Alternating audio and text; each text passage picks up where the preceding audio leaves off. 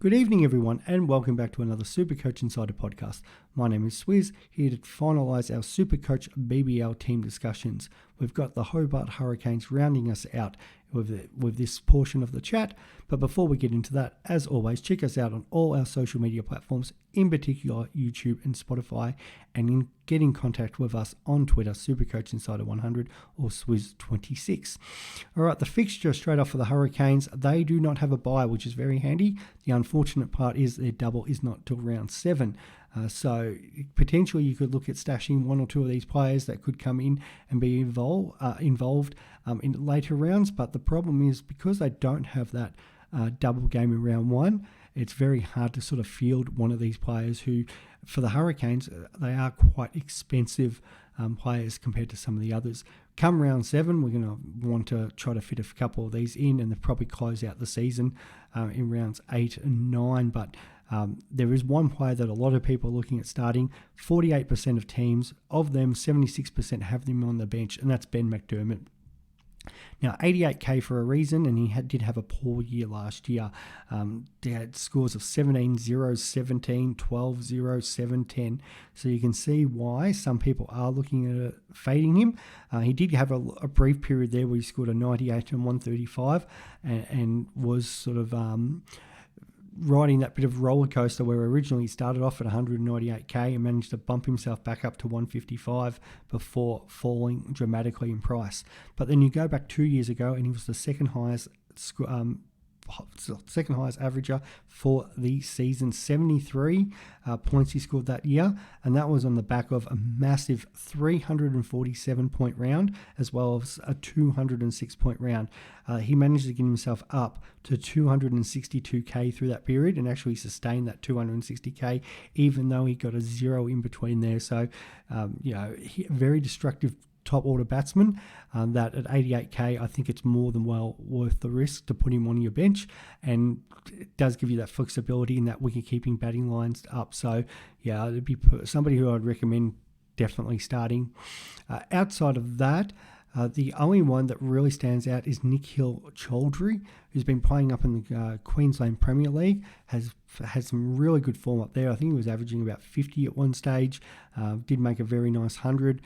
So he could potentially come in. The only problem is he may see himself in and out of sides. 18% currently picked. So I think a lot of people are thinking even if he doesn't play, he could be a good loophole option. Now, I don't usually like starting non-playing players, but in Chaudhry's case, at 42k, it does allow you flexibility, not only between the bat and bowler, which he is, taking up both of those positions, but at 42k, that cash that you could save can be put to good use elsewhere. So, and if he does get an opportunity, could definitely make an impact this season. They do like to probably play the two spinners. I think that's the way they'll go now that Darcy Short's not there. So they do have Hatsugula, who has come across, who I think was playing for the Scorchers. And Paddy Dooley, we saw how well he played last year. So they do like that. But if they did have an injury or form, you could see Chaudhry, I'm going to go with that, he coming in and playing a role. Going through their kind of lineup, Caleb Jewell, Matty Wade, both good batsmen. Wade will most likely take the gloves. Sam Hain is somebody who's a little bit of interest just because of that price at 116, but again, it's hard to start him, and even Corey Anderson at 105 just because they don't have the doubles. But if you were looking at potentially saving some money, there is potential there. Tim David, personally, I'd be avoiding. He is in 9% of teams at the moment. And as much as he is a destructive player in that middle order for Australia and does have the potential to have big rounds, I kind of don't like players who are coming in that late in an innings and don't actually impact through other ways via, say, bowling or wicket keeping. So at 158k, I think that's a pass. Chris Jordan at 106k has been picked up in the BBL draft. So that was one of the, I think that was their first round pick that they took Jordan off, which was the Sydney Sixers. So he is currently a massive pod, only in 3% of teams. 106k is quite a good value for him. And when we were talking about other players, at that sort of price range, your Walters, for example, maybe it's not the case of starting Jordan first week, but if he was to look like being here for a significant amount of time, you could potentially, maybe move one of those players to save some cash and have him just playing until why you have the opportunity while he's here. So, he did put up a couple of years ago a period of time where he went 84, 94, 127.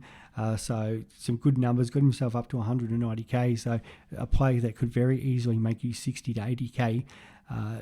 So there's no problems there. Nathan Ellis, really like him as a player, but hard to start at the 152k, and just because again, he's not going to have those double matches. He will have some big impact games, but and it showed last year. He had the 3 tons, one included 153, but at 152k, very hard to pay that much for a guy that's not playing any double games anytime soon. The other one that I'd just be completely avoiding is Paddy Dooley at 200,000. Actually, somebody sent me a team with him in, and as much as he had a terrific season last year, was the best cash cow to own.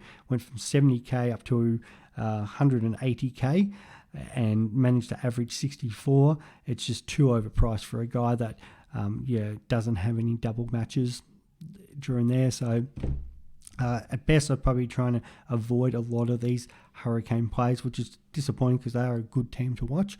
But if you don't have McDermott, I'd probably be trying to get him in.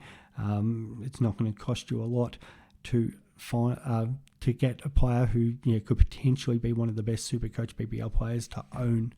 So that's the Hurricanes. We'll finalise with that, and we'll be back with team reviews and also my final team. Thanks for tuning in, guys.